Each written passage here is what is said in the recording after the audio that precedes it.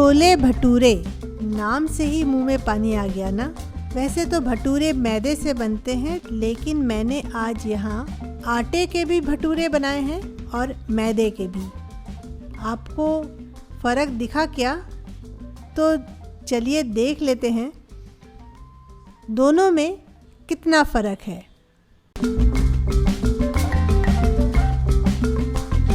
मैं Nutan Dutt, welcome back to my channel delicious खाना झटपट बनाना।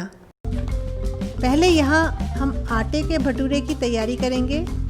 2 कप आटा, 1/4 कप सूजी, थोड़ा सा नमक डालते हैं और मिला लेते हैं। और बीच में अब एक गड्ढा सा बनाकर इसमें हम डाल देते हैं 1/4 कप दही, 1 चम्मच चीनी और 1/4 चम्मच बेकिंग सोडा। ये जो बीच में हमने दही, शक्कर और बेकिंग सोडा डाला था, इसे हम थोड़ा अच्छे से मिला लेते हैं ताकि ये एक्टिवेट हो जाए। ये देख रहे हैं ना आप, छोटे छोटे से बुलबुले आ रहे हैं। बेकिंग सोडा और दही एकदम इंस्टेंट ईस्ट का काम करते हैं। अब इसे हम आटे, सूजी और नमक के साथ अच्छे से मिला लेते हैं और मिलाने के बाद इसे हम गुनगुने पानी से गूँथेंगे। गुनगुना पानी जो है ये आटे को फूलने में और मदद करता है। सूजी डालने से भटूरे कुरकुरे बनते हैं और काफ़ी देर तक फूले फूले रहते हैं।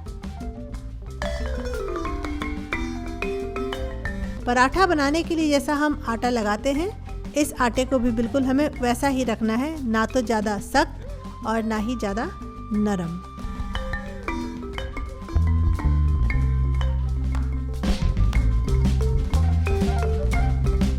आटा गूँथ लिया हमने, लेकिन आपने देखा होगा अभी तक हमने थोड़ा भी तेल नहीं डाला था, तो हम अब थोड़ा सा तेल डालते हैं और तेल डाल के भी हम थोड़ा मल लेते हैं और तेल की एक ऊपर फिल्म सी कर देंगे ताकि आटा हमारा सूखे नहीं। और इसके बाद हम आटे को ढक कर 2.5 से 3 घंटे के लिए रहने देंगे ताकि ये आटा एकदम अच्छे से फूल जाए।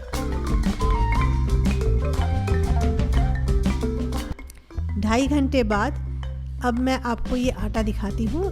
इसे हम हाथों से थोड़ा और मल लेते हैं और ये देखिए आटे के अंदर की जाली, बिल्कुल जालीदार ये आटा बना है ना। अब हम इसकी लोई काट लेंगे। वैसे तो हम भटूरे की लोई छोटी बड़ी कैसी भी काट सकते हैं अपनी चॉइस के हिसाब से, लेकिन मैं आज यहाँ 60 ग्राम वेट का एक लोई काट रही हूँ और लोई को हम अच्छे से स्मूथ कर लेंगे। लोइयाँ काटने के बाद इसे भी हम गीले कपड़े से ढक कर रखेंगे और बेलने के लिए हम थोड़ा सा तेल ले लेंगे और तेल को हम इस लोई के सरफेस पे दोनों तरफ लगा देंगे और इसे हम स्ट्रोक्स ऊपर और नीचे, ऊपर लेंगे और नीचे करेंगे, ऊपर लेंगे और नीचे करेंगे और हम इसे आराम से धीरे धीरे बेलेंगे। इसे बेलने में बिल्कुल भी दिक्कत नहीं आती है। आप जेंटल प्रेशर अप्लाई कीजिए ताकि एक यूनिफॉर्म सी आपको गोल पूड़ी जैसा डिस्क मिले। इसे हम उठाकर एक बार पलट लेंगे और फिर हम इसे बेलेंगे। इस लोई को हमें इतना फैलाना है कि हमें एक 15 से 16 सेंटीमीटर के डिस्क के बराबर भटूरा मिले।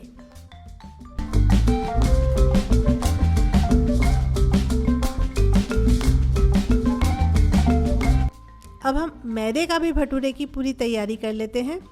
सभी चीज़ वैसी ही है, सिर्फ आटे की जगह हमको मैदा लेना है।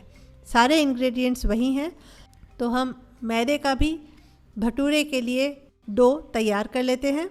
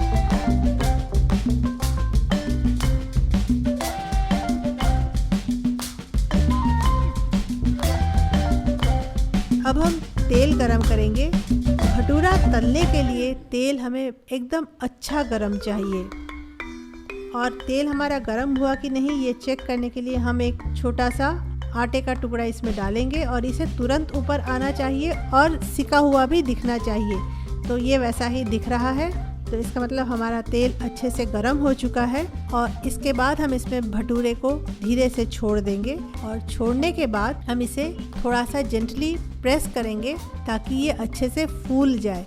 जब ये अच्छे से फूल जाए तब आप चाहें तो गैस का फ्लेम कम कर सकते हैं, और इसे एक बार हम पलट भी देते हैं, और पलट के भी हम थोड़ा सा इसे दबा के रखेंगे ताकि ये दोनों तरफ से अच्छे से सिक जाएं, हल्के ब्राउन कलर के हो जाएं।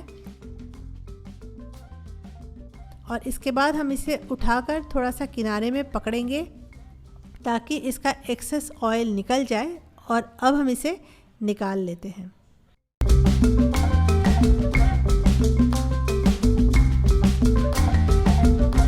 और ये आटे का भटूरा, आपने आटे का भटूरा देखा, और ये हम मैदे का भटूरा फ्राई कर रहे हैं।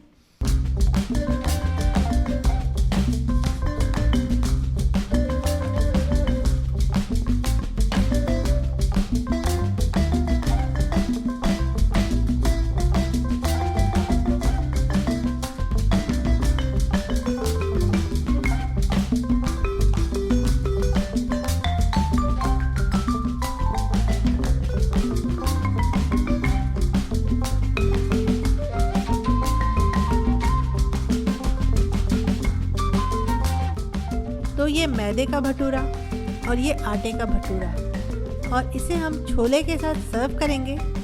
और आप कमेंट सेक्शन में मुझे ये प्लेट देखकर बताइए कि आपको आटे के भटूरे और मैदे के भटूरे में कितना डिफरेंस लग रहा है।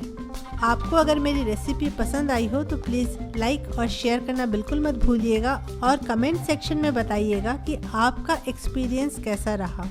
अगर आप मेरे चैनल पर नए हैं तो प्लीज़ सब्सक्राइब करना मत भूलिएगा, और सब्सक्राइब करके बेल बटन को दबाकर उसे ऑल नोटिफिकेशन के लिए सेट करना बिल्कुल भी मत भूलिएगा। और यहाँ जो आप कुछ वीडियो की नोटिफिकेशन देख रहे हैं ना, इसमें से जो आपको पसंद हो उसमें एक बार क्लिक कर लीजिए, वहाँ एक और अच्छी रेसिपी आपका इंतज़ार कर रही है।